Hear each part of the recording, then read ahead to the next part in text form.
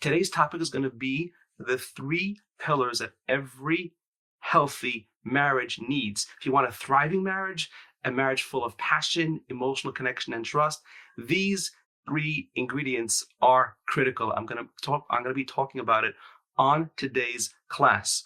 Now, the reality is there's nothing more frustrating for a husband, and I've been through this, to go to work for your family, try to provide for them and be there for them, and then come home to a wife that's not open to you emotionally or intimately. And therefore, it's something that really, really puts a drag on a man. And it's because what ends up happening is you may try to invest in the relationship. You may do everything she wants or everything you think she wants. You may be a good provider. You may be a good dad. But the reality is that it's when you truly feel love for your wife and you have 100% unconditional love for your wife, but she doesn't feel that love, she doesn't trust your love, it's like there's a wall around her heart which prevents her from feeling your love. That is an incredibly frustrating experience. And I'm going to be talking about it on today's class right now. What are the 3 steps that you need in order to bust out of that? Because if you don't follow these 3 steps, you're going to stay stuck. She's going to stay stuck and you're going to stay stuck. And that's why it's important to just, take notes and pay attention to our live class over here. And now the good news is that if you follow these 3 steps, you can bust your way out of a stuck marriage, out of a stale marriage. Not to leave the marriage, right? I'm talking about to recreate your marriage and to own your marriage, which is the name and the theme of our group over here for men. It's about taking back the direction of your marriage, the control of your marriage, not in a controlling way, but making it what you thought it was going to be when you got married. And it's quite possible that your wife also believed that she was going to have an amazing marriage when she got married to you. She probably did. So that's what it's about. So there are 3 keys to taking back your relationship. The first thing is to take 100% strategic responsibility. Pay attention to the word strategic. A lot of people say take 100% responsibility. It doesn't work if it's not strategic, okay? So let me explain what's going on. The foundation of creating any thriving, great relationship, guys, give me a thumbs up if you can hear me okay. All right, just give me a thumbs up, please. All right.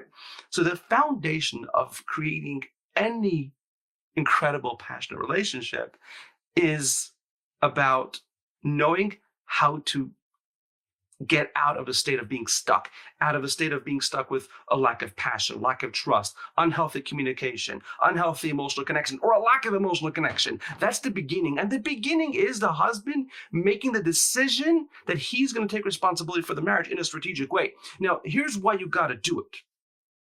And here's why it's not going to work if you don't do it. Because most women feel that their frustration in the marriage went on for months or years before the husband realized. Pay attention carefully. There's an extremely high chance that your wife believes that she was frustrated, she was disconnected, she was feeling empty and not getting what she needed in the relationship with you for a long, long time before you realized it. That's a fact. Now, since that's true, here's the problem. If you will not work on the relationship until she's ready and willing to work on the marriage, you're going to stay stuck. You're either going to limp along miserable or you'll end up getting divorced. And that's why it's important for you to take responsibility, because in her mind, there's a huge chance your wife believes that she already invested in the relationship, that she already showed up, but you weren't there in the way she needed you to be. This is not a judgment. This is not a criticism. And even if it's not true, it doesn't matter. If she believes that, listen carefully, if your wife actually believes it, she's going to stay stuck. And you're going to stay frustrated. And that's why it's important to take 100% responsibility. Now, pay attention. I use the word strategic. Okay? Strategic means like this. Once you take responsibility, the logical question is, okay, I'm stepping up for the marriage. I made a decision to do it without waiting for her. But what do I do? That's what strategic means. Strategic means you are going to pick the things that actually matter. You can't take 100% responsibility for every single thing because, quite frankly, let's be honest, guys, there are certain things your wife is going to be responsible for eventually. But in order to jumpstart the marriage, in order to jumpstart the process, in order to recreate that connection and touch the part of her that fell in love with you, you have to be strategic. Strategic means you only take responsibility for the things that actually make a difference, a huge difference in the marriage. Things that are going to drive the emotional connection forward. Things that are going to communicate to her that you are the person she fell in love with. It's going to touch that part of her. Now, if you want to put it another way of saying it is to become the best version of yourself or the best husband you can possibly be. Now, here's the mistake a lot of guys make. They start with this, but then they stop and they think becoming the best person or best husband means trying sincerely. And I'm here to tell you, not only it's not going to work, it's actually going to backfire. Okay? Strategic responsibility means only taking responsibility for things that actually matter. And it's important to understand this because this is really the step that separates the winners from the whiners. There are certain people that win the relationship despite the challenges, despite the separation, despite the fears, despite the emotional disconnect, despite the lack of trust, despite the wife saying, I'm done with you, I'm not interested in working on the relationship. And there are many men, hundreds and thousands of guys who have done this. I've personally worked with many guys who have turned it around from situations that seemed hopeless. What makes the difference? This point, number one, they take 100% of strategic responsibility. The whiners, the guys who stay frustrated and stuck and complain about the same thing over and over and over again, months after months and then years after years, are the people who don't understand this. All right? So that's the first key, taking strategic responsibility. Now, the obvious and logical question is, okay, David, how? Okay? Now I'm going to give you the next two steps. And these are very important because this sort of brings these three principles, this trinity of ideas together. Number two, you identify your symptoms. This is a very important point. Pay attention carefully. You have to identify and the reason why this is important is because if you don't apply the second pillar to your relationship, to your marriage transformation plan and strategy, you are going to stay stuck because you're going to end up wasting a tremendous amount of time and energy and hope. You're going to give up. You're human. I know what it's like. I've been through it myself. You're human. I've worked with hundreds of guys like this. You cannot build a great marriage if you don't understand what symptoms are, period. So what are symptoms? Okay. And pillar number two is identify your symptoms. So if you want, you can write that down. Now, in every marriage, there are two things. There's the problem, like the problem that you see, and then there's the problem that you can't see. There's the problem that is the obvious problem and the deeper problem. Similar to I'll give you another example. There's like a tree, and the tree is producing fruit. So there are certain problems in a marriage at trees, and they keep producing problems. Now, so the trap that many guys get into is they get stuck on these symptoms. And guys, let me know in the comments if this makes sense to you. Okay? I will check the comments tomorrow.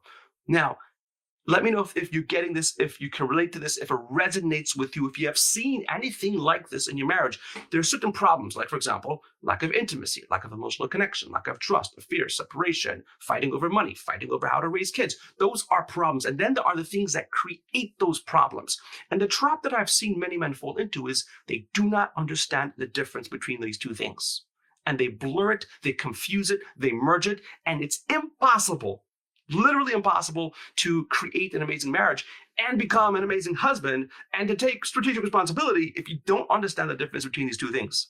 I'll give you an example, right? Separation is easy. It's easy to understand. Like, how many of you guys are separated? All right, let me know in the chat, right? Now, if you're separated, it's easy to understand that the separation is not the main problem. It's easy. It's relatively easy to understand that the separation came as a result of an emotional disconnect, right? Now, what is harder to understand, so you can see separation as a symptom. Separation is not the main issue. Obviously, there was a disconnect going on between a husband and wife for a period of time, and the husband didn't see it for a while, usually, and it sort of blew up to a point of separation. Now there are certain things which are harder to see. For example, sex, intimacy. Some guys may say the main issue is sex, or lack of intimacy, or lack of passionate intimacy, right? Now, that is a symptom. That's not a main issue. It's not a main issue. You got to identify your symptoms. Guys, this is so important. I can't overstate it. You got to identify your symptoms accurately. I'm giving you an example of a few symptoms because I can't go through all of them. But intimacy is a symptom. Couples that have a great emotional connection and a great relationship automatically have a healthy and exciting and great intimacy. It's been proven in many studies over and over again that when they asked like happy husbands, guys who are really, really happy in their relationship, and they asked them, why is your relationship so amazing? They attribute about 10 to 15% to intimacy. Just 10, 15%. And they have great intimacy. But why do they give just 10, 15%? Because great husbands understand that intimacy is the result of a great connection. And when you have a great emotional connection with your wife, automatically, a lot of things are going to be fun and exciting and meaningful and great. You'll have great intimacy. You have great conversations. You enjoy going to movies. You enjoy sitting on the couch and holding hands. You enjoy shopping. You enjoy watching your kids play, right? There are many, many things you enjoy together. And one of them is intimacy. So intimacy is never a main issue. But it's very easy for a guy who's lacking in that area or missing out or frustrated to feel that it is a main issue. But it's not. It's a symptom. Pay attention. It's a symptom. Fears are a symptom.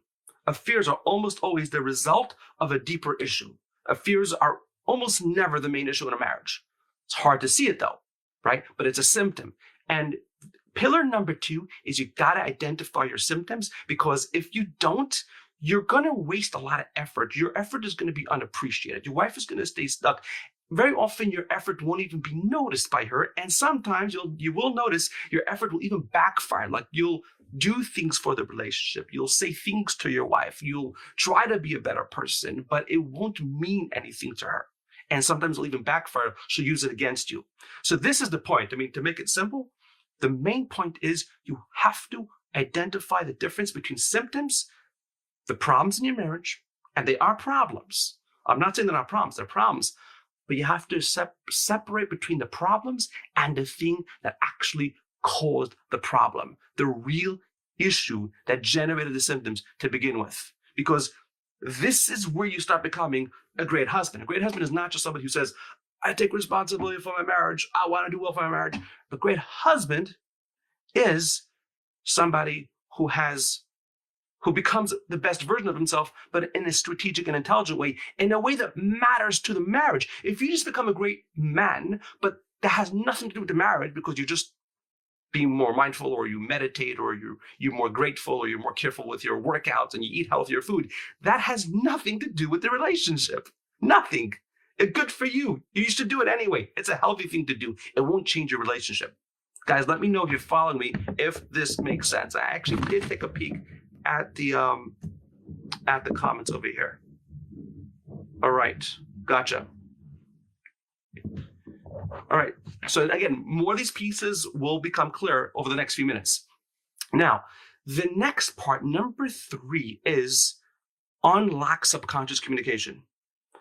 Now, here's the reality. Once you become good at identifying the difference between the symptoms in your marriage and the real issue that created the symptoms, right? Like the problem that you don't like, for example, separation, and the thing that created the problem, that real issue that created that, at a certain point, you have to be able to communicate that to your wife, right? Ultimately, the marriage, the intimate relationship only moves forward in a healthy, functional way if you could communicate that. Here's the thing. Communication and the way that everybody teaches it out there doesn't work. I mean, it works if the relationship is already a pretty decent one, right? But if the relationship is a very good one, I should say, but if there's any real challenges in the relationship, communication will not work. It cannot work. And the reason why it cannot work is because it was never designed that way. When you fell in love, nobody taught you how to communicate. Nobody needs a lesson on communication in order to fall in love. And you do not need communication to fall back in love. And the proof is you can communicate to your wife You can be fair, you can be reasonable, you can be intelligent, you can be articulate, you can really be a good guy and try to communicate your best, and it can mean absolutely nothing to her. She can stay stuck as if you're not communicating.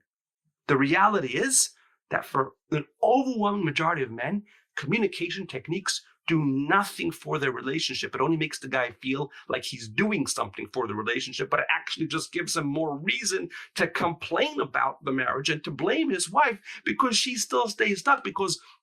And here's why. And that's why you need subconscious communication, because regular communication does not touch her mind and her heart. It does not touch the place of her that is making decisions and opinions about you. There's a part of her brain, and I call it the subconscious part of her brain. And that's the part of your wife where she is forming opinions about you, where she's making decisions about the relationship. And if you don't touch that, all the other communication, regular, normal, logical communication, which might work in parenting, regular communication might work in a work environment. It may even work to help you have a peaceful divorce, but it doesn't work to recreate an emotional connection between lovers. It just doesn't. You need to have, just like when you fell in love, you first had an emotional connection and then you knew how to communicate. It flowed from the emotional connection, right? Now, subconscious communication touches that part of her. You have to develop that skill where you can touch the part of her that fell in love with you to help her remember what it was like to be in love with you, to help her remember what it was like to believe in you, to be open to you, to trust you. Because that's the part of her brain that makes decisions, that makes opinions, and that's the part of her brain that gets stuck. And in other words, subconscious communication is, here's another way of saying it, you have to have the skill to know, is what I'm about to say to my wife or what I'm about to do for my relationship, is it going to help my relationship? Is it going to be a waste of time? Or is it just going to flat out backfire? That's what a subconscious communication skill is. It's the ability to go behind the scenes into her mind and heart and see what actually is going to matter to her. Not just what created what created the original problems. That's pillar number 2, identify your symptoms, right? And the real issues. But it's about being able to go into her mind to then be able to see how to communicate to her in a way that just grows right into that part of her and touches a part of her that fell in love with me, that believed in me, and that may even still believe in me right now, but is torn, right? How many of you guys tell me in the chat, I can actually see it now, how many of you guys, are experiencing any relationship where there's a part where in your heart, you sort of feel like there's a part of your wife that fell in love, like with you, she's aware of it, and there's a part of her that doesn't trust you anymore. She's torn. Like a part of her remembers she fell in love, and part of her is like, she doesn't trust you to love her in the way she needs it. Let me know in the chat. Okay? So this is why it's so key. And if you don't have the subconscious communication skill, literally everything else is going to be a waste of time. You might feel good about yourself. You might feel like you're doing things, but in fact, for some relationships, not only you won't feel good about yourself, feeling good about yourself doesn't make a difference for marriage anyway. But let's say you do feel good about yourself, it can very easily translate into blame because saying, hey, look, you could say to yourself, hey, look, David, look what I'm doing. I'm doing all this for my marriage and I'm not getting anywhere. I made all these changes. It doesn't mean anything to her. Okay, that's why these 3 pillars, when you bring them together, are super powerful. These 3 steps, these 3 pillars are the key to emotional connection, the key to recreating passion, the key to recreating trust, to building respect, and to really healthy, functional, effective communication.